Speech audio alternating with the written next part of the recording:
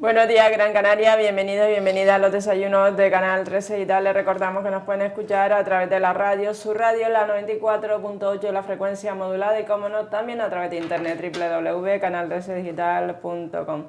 Esta mañana tenemos una cita con la doctora Catalina Cárdenes, doctora del Centro de Salud de Atención Primaria de Arguineguín. Buenos días, doctora. Muy buenos días. Hoy vamos a hablar con la doctora Catalina Cárdenes de las enfermedades de transmisión sexual. Ya en el anterior programa habíamos hablado del VIH con motivo del Día Mundial del VIH, que fue el pasado día 1 de diciembre. Y hoy vamos a hablar de las enfermedades enfermedades de transmisión sexual. Antiguamente se denominaban enfermedades venéreas. Además, si nos encontramos un médico especialista, también puede poner pues enfermedades venéreas, ¿no? No Sí, dice enfermedades de transmisión sexual. Efectivamente, no. Lo que pasa es que yo creo que antiguamente siempre se conocía como enfermedades venéreas, entonces, pues para que la gente quizás se sintiera identificada y pudiera acudir a esa consulta, ponía especialista en enfermedades venéreas, pero realmente quien se ocupa de enfermedades venéreas es el dermatólogo Sí. Actualmente. Pero claro, la gente todavía no lo tiene muy claro, que si van al urólogo, que si van a, no sé, que si van al ginecólogo, pero realmente es el dermatólogo, ¿no?, quien lleva esa patología en sí. Pero sí que vemos todavía los carteles, el doctor tal, especialista en venérea. Digo, bueno, eso ya ha quedado totalmente desfasado porque no se conoce con el nombre de venérea, se conoce con el nombre de enfermedades de transmisión sexual. De transmisión sexual, efectivamente. También es importante destacar que en la Segunda Guerra Mundial, pues los países como Estados Unidos, pues hacían determinadas campañas de publicidad alertando a sus soldados de que tuvieran cuidado con las chicas de dudosa reputación, que todos conocemos. Y claro, y que no se fiaran de esas mujeres de dudosa reputación, ya que no estaban limpias, con lo cual que no practicaran el sexo con ellas, sino que realmente ellos estaban para vencer, porque estaban en un periodo de guerra, y que tuvieran en cuenta que sus novias las estaban esperando en sus casitas, o sea, que no se desviaran del camino en este aspecto. Y entonces ayer vi en internet, doctora, un cartel sobre ese tema, haciendo alusión a que esas niñas de dudosa reputación no estaban limpias y sobre todo que podían contagiarse con sífilis o con gonorrea en la época de los años 1942 a los años 1945. Eso en aquella época, pero a mí me llama mucho la atención ciertos reportajes que han salido actualmente, como en determinadas zonas del país, ¿no?, y demás, pues realmente se ejerce la prostitución sin ninguna condiciones higiénicas. Quiero decir que, y esas personas, y que realmente no paran, o sea, un cliente tras otro, y esos clientes de donde salen, quiero decir que no vienen, no son extraterrestres. Hay que reconocer, como yo conocí a una persona pues que se dedicaba a conozco actualmente, que las personas que acuden, que nosotros tenemos una idea equivocada, que muchas veces nos parece que los hombres que realmente acuden a la prostitución pues son personas pues más, digamos, no son personas diferentes, son personas que tienen una vida estable, que tienen su pareja, y que bueno, simplemente lo que quieren es pues tener una relación sin compromiso y en muchos casos sin protección, curiosamente, ¿no? Hay que reconocer que a los hombres les gustan mucho las relaciones sin protección, o las relaciones quizás un poquito fuera de lo normal, de lo que es la vida de rutina de la pareja con la que está. Por eso muchas veces se acerca a personas que le puedan ofrecer esta alternativa, pero esta alternativa la ejercen, digamos, sin protección. Luego vuelven a sus casas y efectivamente hay personas, mujeres, infectadas por un hombre que le trae, digamos, una infección por no protegerse él. Quiero decir que sin comértelo ni bebértelo te ves metida en una enfermedad que puede ser grave. Pero bueno, comenzamos con lo que puede ser la epidemiología, con lo que puede ser todo este tema, con lo que es en sí. Y vemos que la incidencia está infravalorada por varios motivos. La infradeclaración, hay que tener en cuenta efectivamente lo que comentábamos, que quien confiesa realmente que ha tenido una enfermedad de transmisión sexual, es muy difícil. O sea, no te lo dicen así, por así, no ya a la consulta dicen, doctora, tengo, o un paciente que ya tiene mucha... De entrada, yo creo que los hombres en sí, sobre todo si te conocen y que ya saben más o menos. Hay unos que sí, que bueno, que tienen mucha confianza y te dicen, pues bueno, yo estuve tal y tuve esto. Y otros que dicen, yo nunca. Sobre todo cuando tú conoces al conjunto de la familia en sí, siempre desconfías de que tú te vayas a, digamos, a chivar a su pareja. Digo, Yo como médico además, es que además tengo que guardar ese secreto profesional totalmente sí. independiente, lo puedo abordar de una manera distinta, pero nunca comentar lo que esa persona me ha comentado a mí. Quiero decir que a mí viene un señor y me dice, bueno, pues estuve de esta manera, tal. Yo no se lo puedo decir a su pareja, ¿no? En todo caso, lo que yo tengo que favorecer es la comunicación y que la otra persona venga a consulta y que se le haga la analítica adecuada, ¿no? Pues por un lado tenemos esa infradeclaración, la resistencia de los pacientes a reconocer el cuadro clínico. También es verdad que muchas veces para no acudir a su médico de cabecera, al de toda vida, al que conoce y al que conoce a su familia, pues van a un médico privado. Entonces yo me he tropezado con pacientes míos que han ido a varios médicos privados antes de venir a mí y no se han curado. Entonces te encuentras con una patología que tú no sabes exactamente qué patología es porque viene muy decapitada, como se suele decir, la infección por todos los antibióticos que cada uno le ha ido mandando, que además no recuerda porque ninguno de ellos pues te manda un informe. También preservando la intimidad que el paciente quiere. Entonces, como el paciente dice, no, aquí no escriba nada con respecto a esto, pero me pone las dos inyecciones, como decía antes, y demás, y entonces eso empeora, digamos que empeora el cuadro. Menos mal que nosotros para eso desviamos rápido, yo por lo menos suelo desviar rápido a dermatología y no tengo ningún problema, mientras tanto le voy haciendo además las pruebas y muy bien. Los grupos de riesgo más importantes son la promiscuidad, o sea, aquellas personas que no tienen, digamos, ningún cuidado con el tipo de relaciones sexuales, la prostitución y los adictos a droga vía parenteral. La edad media es de 25 a 30 años, siendo ligeramente menor en mujeres. Por sexos afecta más en varones, de 1,5 a 2 por una mujer. Las condiciones sociales que influyen en una mayor prevalencia son las zonas urbanas, nivel socioeconómico bajo, los solteros, los separados o divorciados. Bueno, esto digamos que son los que a lo mejor no tienen problema a la hora de comunicarlo. Claro, porque si te das cuenta vemos solteros, separados, divorciados. Pero el casado tiene problemas. Yo no creo que efectivamente con toda, digamos, la demanda que hay, porque si no, no existiría, digamos, el número de personas que se dedican a la prostitución, por ejemplo, que sea solo solteros, divorciados y separados. Yo creo que efectivamente la demanda viene por otro lado también. Pero bueno, hasta que no nos mentalicemos de que eso no puede ser así y que de ir a una casa de prostitución o demás, o a una zona de prostitución, digamos, no controlada, pues, hombre, por lo menos tomar las medidas adecuadas y luego no mantener relaciones con su pareja, porque es que estamos en las mismas, estamos generando, digamos, una infección en una persona que es totalmente ajena a todo además, que cree perfectamente en su pareja y que no va a tomar medidas porque cree que solo tiene relaciones con ella. Entonces, pues estamos en una situación, hay que tener en cuenta, y se ha visto además en los reportajes, las personas de chaqueta y corbata que acuden a personas de la calle. O sea, imagínate el morbo que debe dar una persona, una prostituta en plena vía pública. Que todos los coches van parando y que ¿sabes? Que van teniendo ese tipo de relación. Las enfermedades de transmisión sexual más declaradas son la uretritis por clamidia, trachomatis.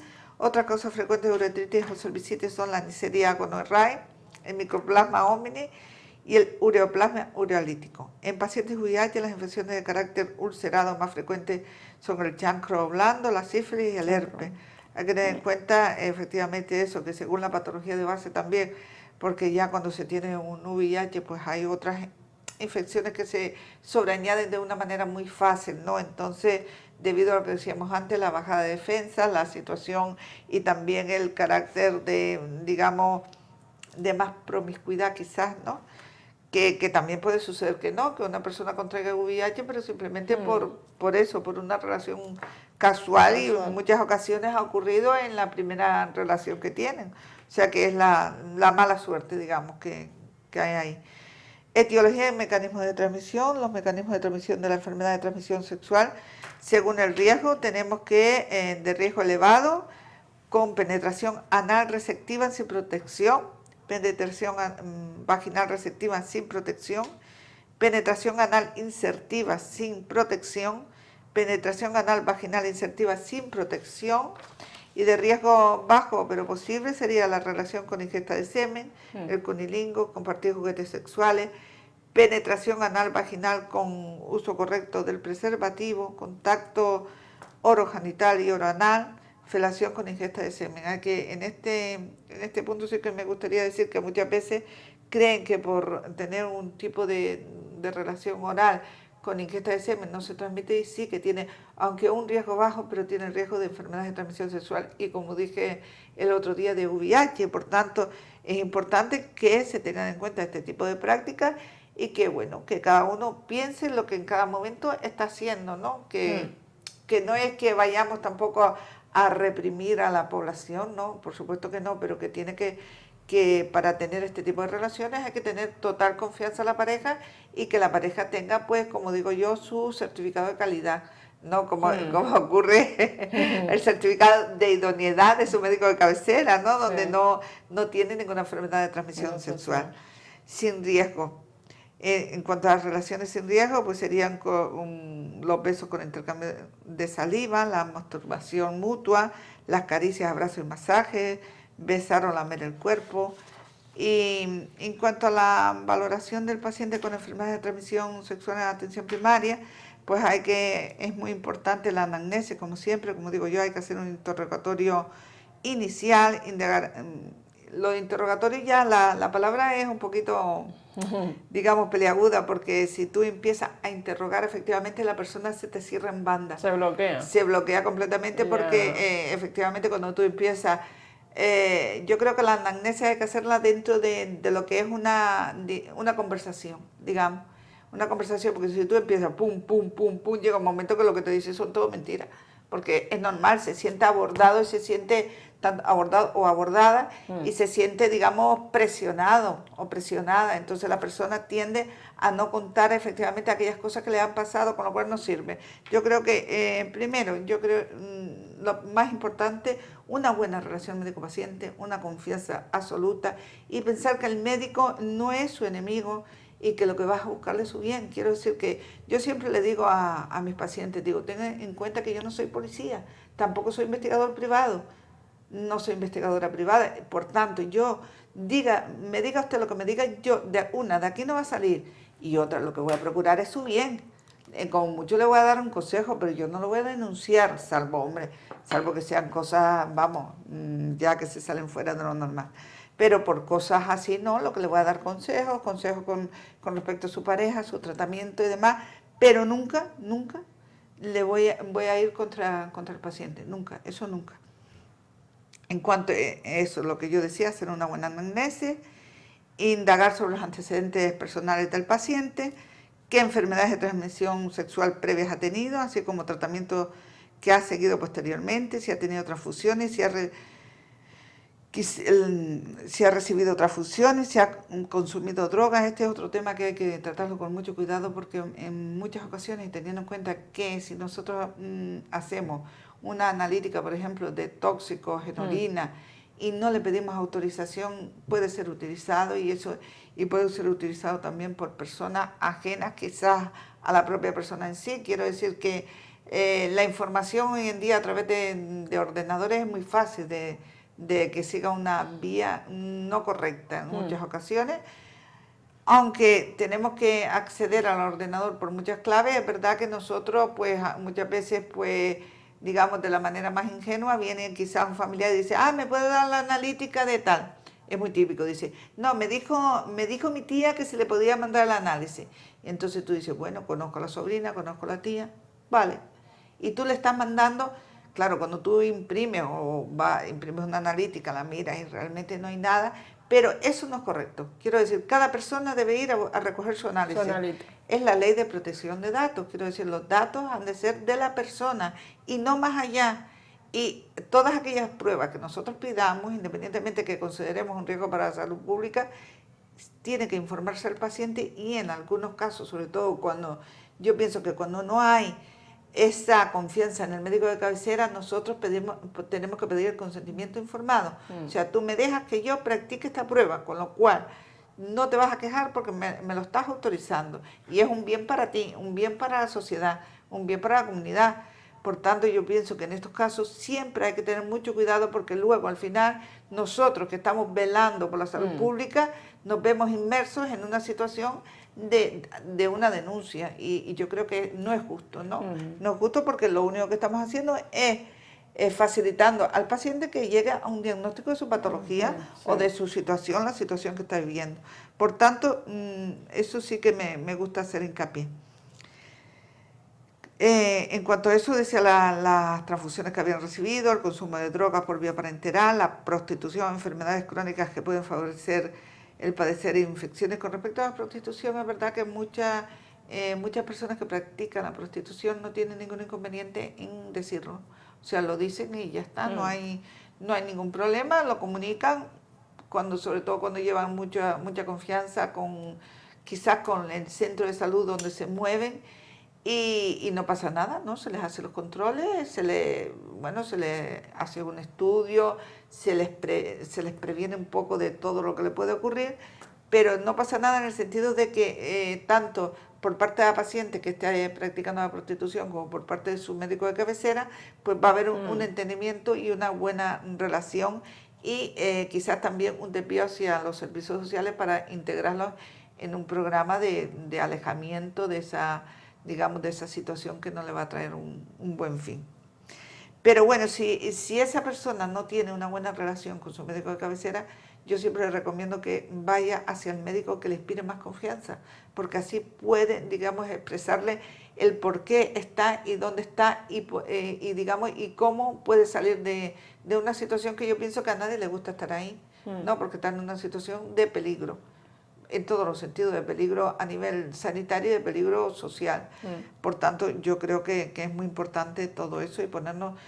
yo lo que echo de menos muchas veces es un equipo interdisciplinario entre los servicios sociales, entre el centro de salud y una persona que sea experta en este tema, ¿no?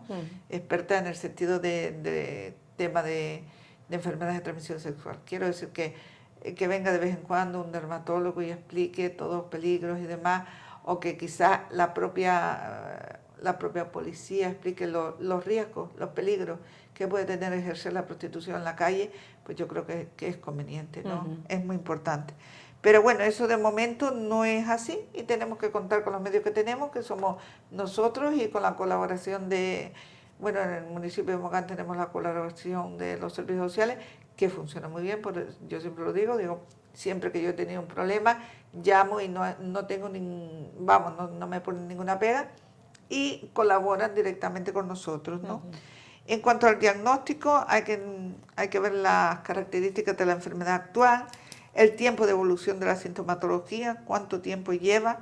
Era lo que yo comentaba antes, que muchas veces cuando te llegan a ti, pues ya han pasado unos cuantos días, por no decir semanas y meses, porque han ido por otros médicos, por otras vías, que les da como menos vergüenza, ¿no? Menos vergüenza de comunicárselo, ¿no? ¿Qué medicación le ha sido administrada? En muchos casos no lo saben, con lo cual ya nosotros también tenemos aquí pues un problemita, ¿no? ¿Qué viajes ha hecho al extranjero? Efectivamente, por si, en el extranjero pues parece que las personas se desinhiben más, hay más facilidad quizás de tener más relaciones sin control y dependiendo del tipo de viaje que hagan, ¿no? Hay muchas personas pues que viajan a países muy exóticos, los famosos países de turismo sexual, ¿no?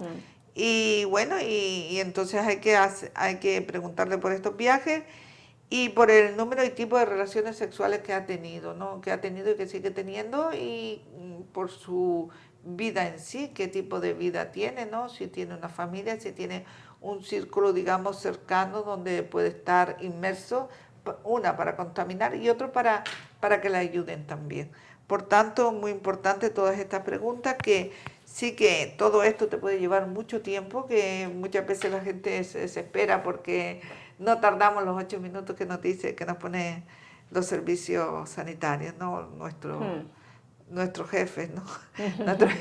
Si yo tardara 8 minutos con cada paciente, pues efectivamente me iría con la sensación de que no he hecho el diagnóstico, pero luego sí que te van a pedir responsabilidad, eso sí, pedir responsabilidad siempre. te van a pedir ellos y yo me la pediría a mí. Yo creo que una persona que va ventilando, como digo yo, pone el ventilador y que vayan girando los pacientes, no puede ser para mí un buen entender de lo que es la medicina como tal. Yo recuerdo que hubo una ministra de Sanidad que dijo, no me acuerdo cuál era, la anterior a la última que se fue, que bueno, que un médico con 8 minutos por paciente tenía, que no para, y además no, digo, no, sí, es que hasta nos sobra para tomarnos un café. Es curioso cómo la gente habla de lo que no sabe, de ¿no? lo que no conoce, no sabe y no es entendida en el tema. Exacto, y no es entendida el tema, ¿no? Sí. Porque sí que es verdad que hay médicos que van muy al grano, ¿no? Y bueno, tardan muy poquito porque quizás se enrollen menos. Yo soy una persona que por mi forma de ser me gusta conocer más todas las circunstancias que rodean al individuo que tengo frente a mí y bueno, a lo mejor la primera vez tardó 30 minutos, pero la segunda vez ya me lo sé de memoria. O sea que quizá el perder, lo que la gente llama perder el tiempo, porque también es una cosa que a mí me molesta cuando dice, he perdido la mañana en el médico. Y yo digo, no, ha ganado usted la mañana en el médico, ¿no? Venía al médico, se ha ido contenta o contento, y yo creo que ha ganado tiempo aquí, tiempo de salud. Y bueno, lo que la gente llama perder el tiempo, para mí es ganar el tiempo. Entonces, bueno. Seguimos con las enfermedades de transmisión sexual y vemos que las conductas de riesgo de las enfermedades de transmisión sexual, las infecciones son las enfermedades de transmisión sexual, las infecciones de orina de repetición. Es muy curioso cómo a nosotros y repetidamente nos llegan infecciones de orina que la gente no se explica, pero tampoco, digamos, nadie te va a decir por qué tiene infecciones de orina de repetición. La gente no te da explicaciones, te pide respuestas. Es curioso que cuando pasa algo en un centro de salud o siempre te dice, ¿y por qué pudo ser? ¿Y qué pasó? Pero nunca te aportan lo que, bueno, hay algunos que sí, te aportan, digamos, su conocimiento, porque, digamos, aportar lo que de ellos va, cree que les implican algo. Quiero decir que, a ver, a mí una persona me dice, tengo infecciones de orina de repetición porque he mantenido relaciones estos días con otra persona, que no es mi pareja.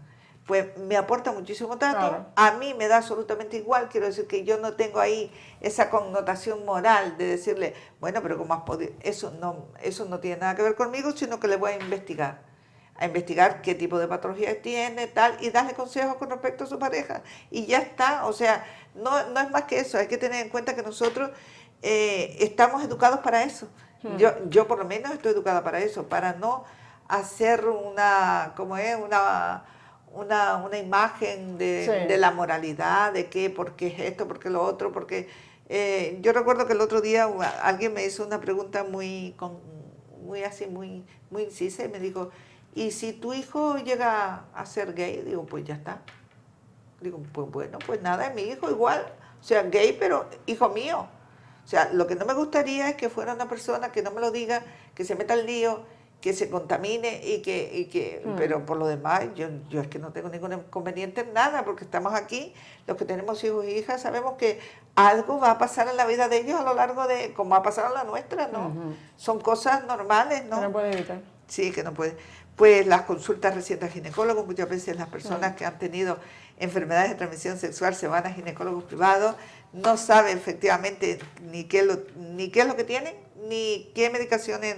Pero el ginecólogo no sería entonces, ¿no? En caso de una enfermedad de transmisión sexual... Sí, pero muchas veces las personas, a ver, saben que han mantenido una relación que es extra, ¿no? O que están inmersas en otro tipo en múltiples relaciones, van al ginecólogo, pero no quieren que su médico de cabecera lo sepa, porque su médico de cabecera atienda a toda su familia y demás. Y luego piensa que su médico de cabecera se lo va a decir a su familia. Sí, es que tienen un concepto, yo creo que un poco extraño, ¿no? Porque a mí no se me ocurre que una señora que me venga a comentar que, bueno, que tiene esta y esta patología, pues cuando llega su hermana, cuando llega su marido incluso, le voy a decir, mire, son mujeres que... Pero ¿quién puede pensar eso? Es que no lo entiendo yo, pero bueno. Pues en aquellos casos que tengan intención de quedarse embarazada, sospecha clínica de infección por VIH, demanda por parte del usuario de detección de anticuerpos de VIH, hay que tener en cuenta que todos estos casos pues son, digamos, conductas más que de riesgo de sospecha de que esas personas han tenido una relación, ¿no? Si una persona te viene pidiendo efectivamente una prueba, pero te dice, no, es que me quiero quedar embarazada, pero, y ahí te pone el pero.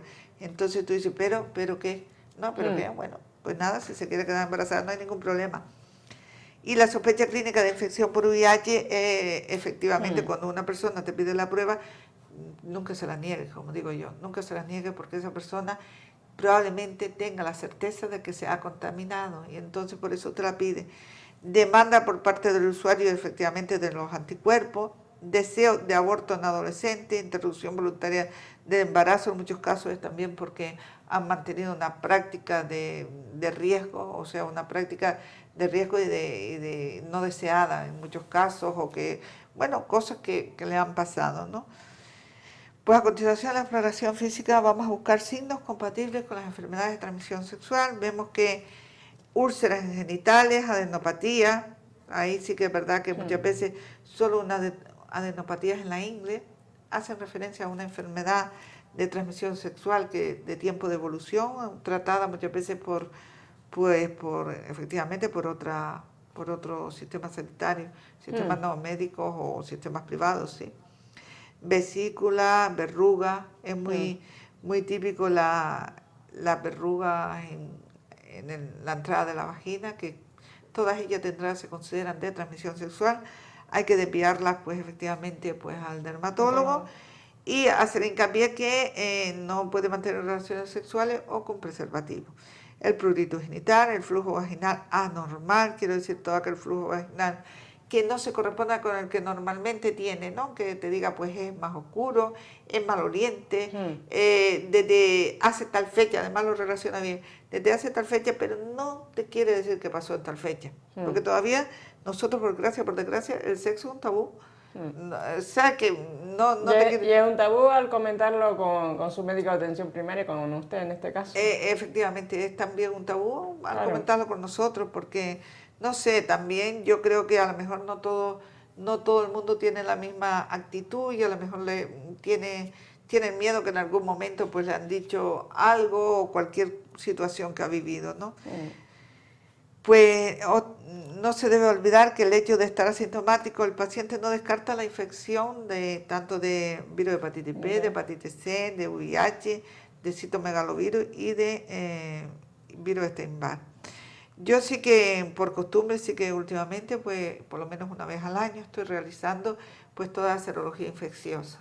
Aquí sí que yo no estoy pidiendo ninguna autorización, simplemente se lo digo, la autorización verbal, porque se lo pido a las personas que están en mi consulta ya llevan mucho tiempo conmigo, en muchas ocasiones están conmigo porque realmente confían en mí y no tienen ningún inconveniente en que le practique estas pruebas. Eso sí, esas pruebas no se pueden dar a través de nadie, que nadie se le ocurra mandar a buscar, pero ya cada vez son menos.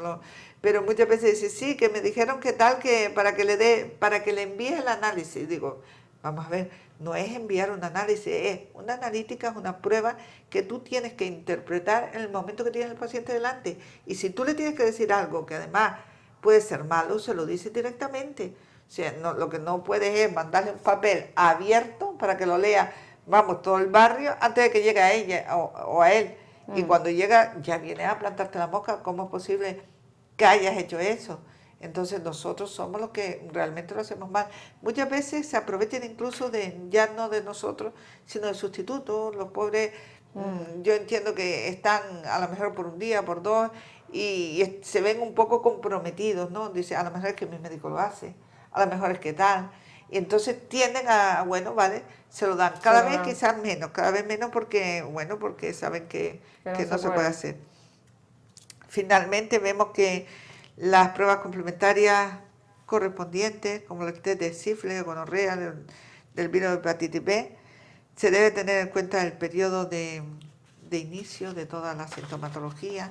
Y en cuanto al tratamiento, debe estar dirigido al paciente, a la familia y a la comunidad. Tratamiento de la propia enfermedad de transmisión sexual, abstención de relaciones sexuales hasta la confirmación de la curación. Es muy importante esto porque las personas no entienden que durante el periodo de tratamiento no se pueden mantener relaciones sexuales. En muchos casos ni con preservativo, porque no te asegura efectivamente el éxito de que el preservativo esté bien colocado. El portador crónico debe usar siempre preservativo. Cada vez utilizamos más la palabra preservativo, si te das cuenta, sí, y se convierte, como digo yo, en pieza esencial en las relaciones sexuales. Seguir técnicas de colocación del preservativo.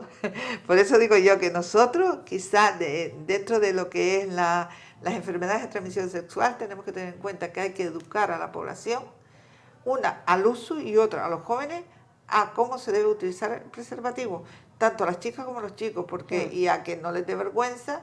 Eso hoy en realidad ya tampoco a las chicas no les da vergüenza de ir a comprar, porque los chicos suelen ser despistados, pero son luego... ellas son las que van a comprar. Efectivamente. Pero también será porque a lo mejor, no sé si son ellas conscientes que este tema de la enfermedad de transmisión sexual afecta tanto igual a hombres como a mujeres, pero desde el punto de vista de la intensidad, Exacto.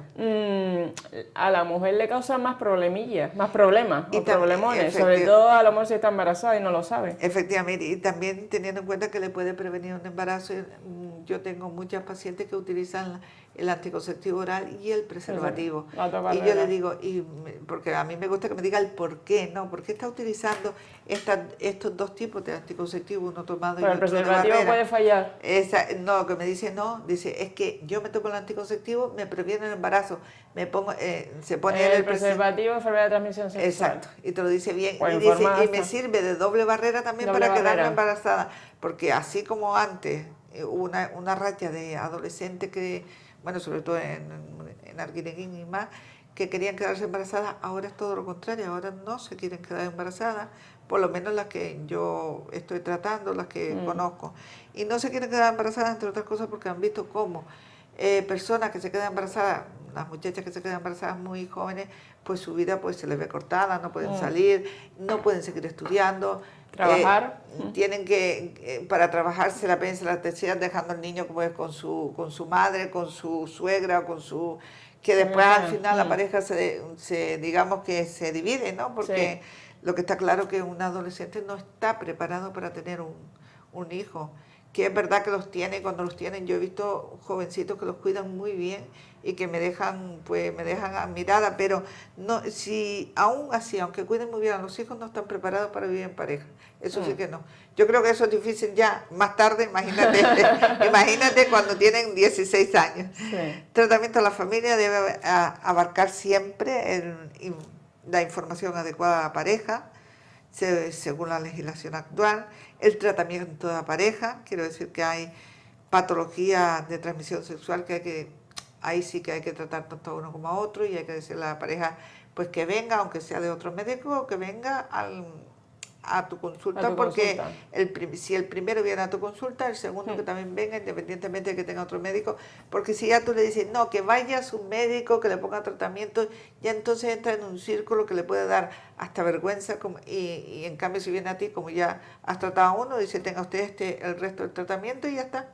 O sea que no hay ningún problema. Indicaciones específicas para la pareja y los convivientes en el domicilio, y sobre todo lo que yo te decía, ¿no? Las indicaciones específicas para la pareja en el caso de que tenga una enfermedad de transmisión sexual, pues es no mantener relaciones sexuales, y cuando las empieza a mantener, que sea con preservativo siempre.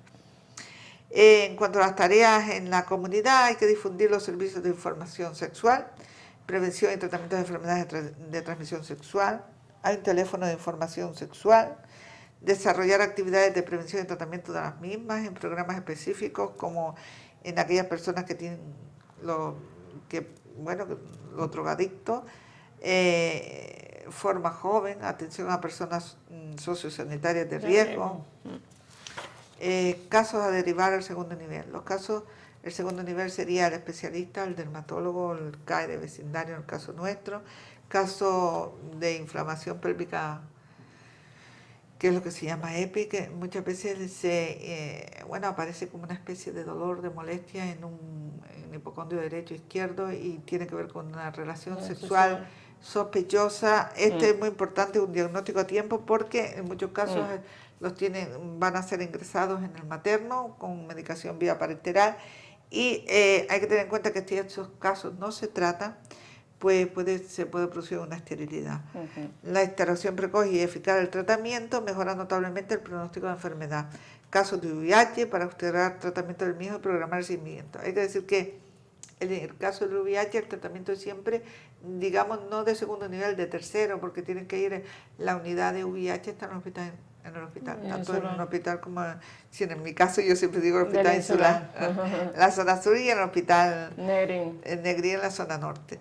Pues el pronóstico y seguimiento es, tras diagnosticar cualquier enfermedad de transmisión sexual, se debe realizar pues la serología de VIH, LUIS, hepatitis B, o sea, todo lo que nosotros deberíamos practicar por lo menos una vez al año.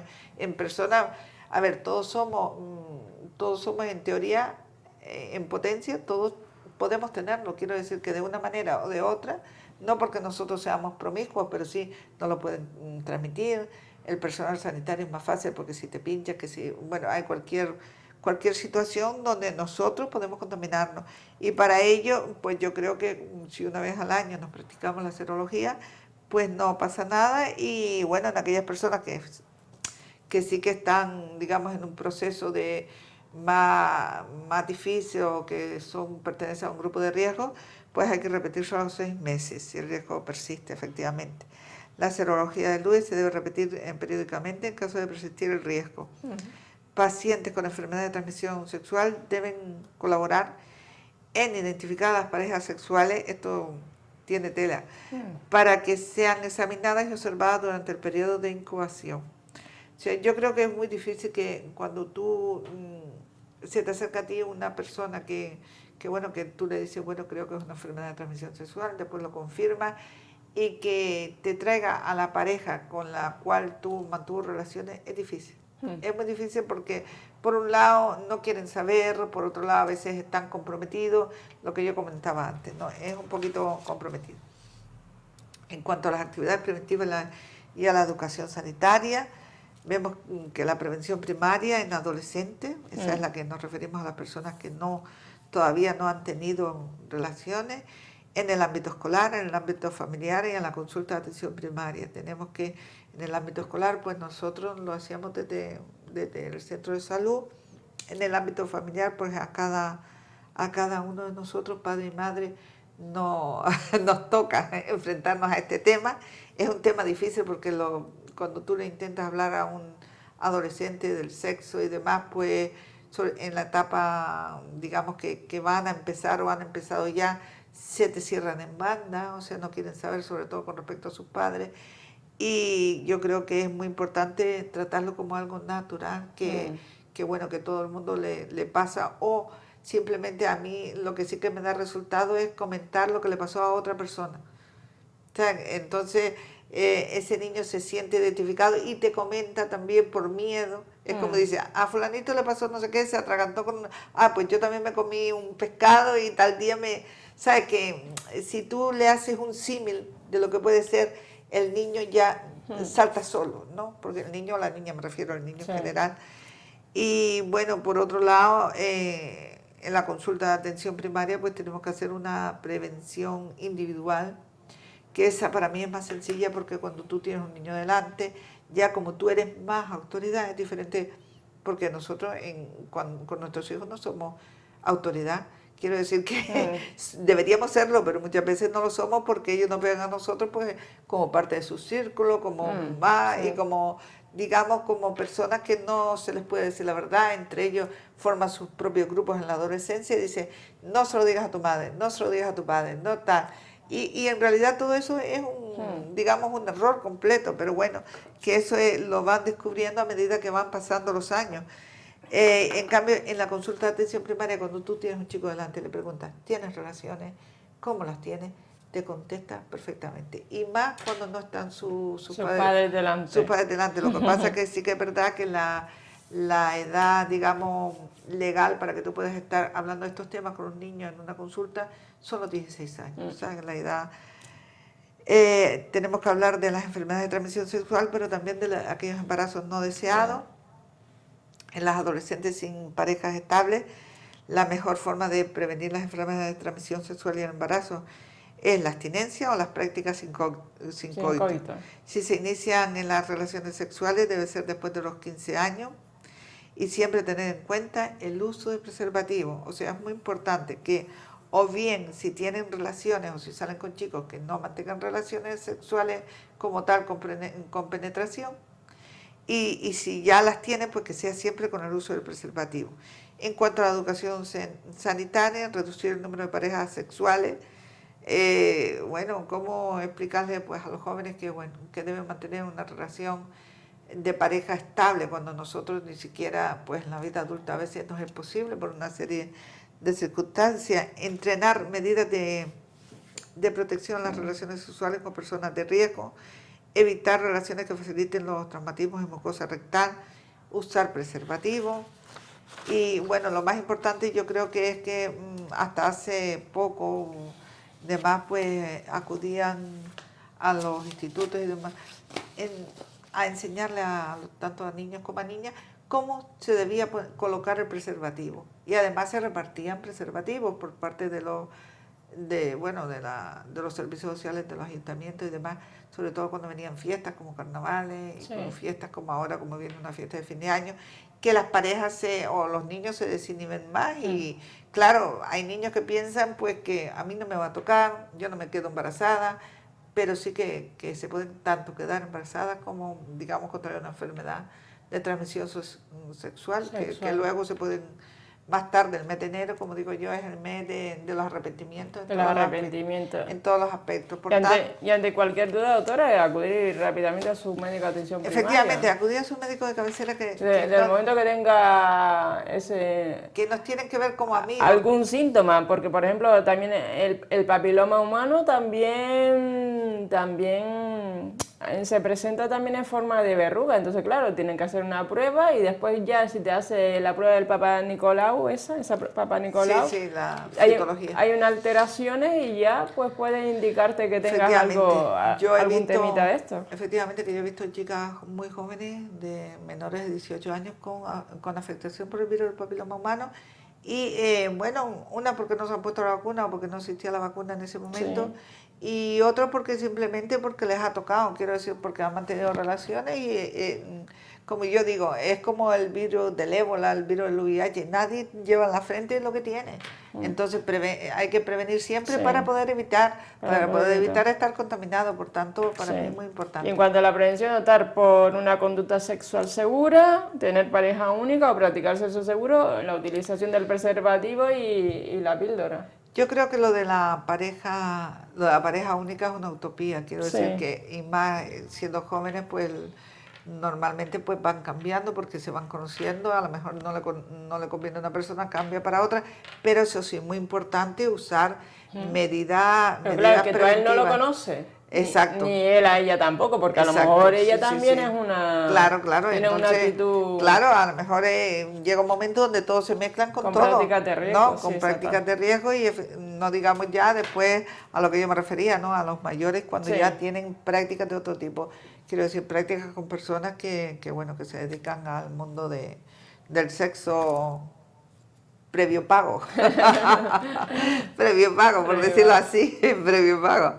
Pero bueno, yo creo que si nosotros le dedicásemos más tiempo a la prevención y menos tiempo, muchas veces, a estar tratando, yo creo que el objetivo de la medicina de atención primaria es ese, ¿no? El prevenir, no el tratar. No el curar, ¿no? No el curar. No. Además, es más bonito, yo creo. Habría que invertir más campañas, más dinero en lo que es la prevención. O sea, el tema del SIDA solamente es el día 1 de diciembre, pero a lo largo del año no hay campañas para todo este tema. Entonces hay que prevenir para evitar después el gasto mayor cuando es la curación. Y hay personas además que yo creo que con respecto, como tú dices, al tema del SIDA, se lo toman un poco a la ligera, ¿no? Dice, bueno, sí, uso preservativo, pero a veces...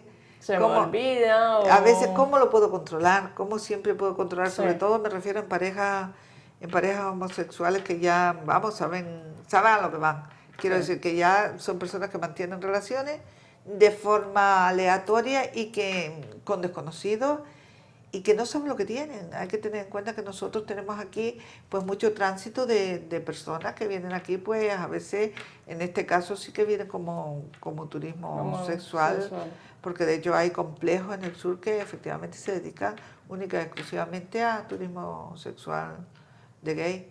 Entonces, más que turismo sexual de gay, digamos turismo gay, ¿no? Que sería otra manera, pero que duda cabe que por medio están las relaciones sexuales. Yo no creo que nadie venga, ningún gay venga aquí solo con la idea de comprarse una cámara en Visanta, ¿no? O por decir, digo, no, vienen para pasárselo bien, tienen relaciones, tienen fiestas, tienen, hombre, a pasárselo a tope, a vivir bien, pero en todo ese vivir bien yo creo que nosotros tenemos que hacer esa prevención, darle charlas a las personas que también, y dar charlas en otros idiomas. Pues nada, lo dejamos aquí, doctora. Gracias por estar aquí esta mañana. Gracias a ti. Espero que la entrevista con la doctora Catalina Cárdenas, doctora de Atención Primaria Centro de Salud, haya sido sagrado, y hoy hemos tratado el tema de las enfermedades de transmisión sexual. Muy buenos días, Gran Canaria.